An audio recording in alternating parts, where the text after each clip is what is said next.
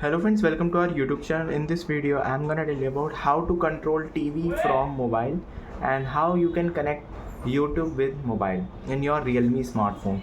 Before watching this video, if you have not subscribed to our YouTube channel, then subscribe to it and like our video. So let's start friends.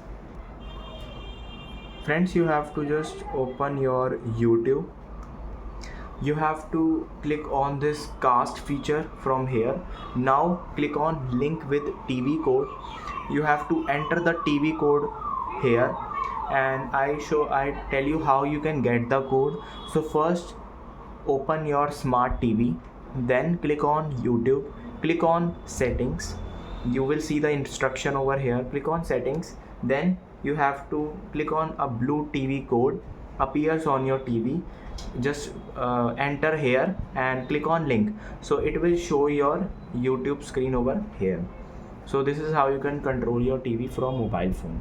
I hope you like this video. If you like this video, then subscribe to our YouTube channel for more helpful tips and tricks videos. See you next time.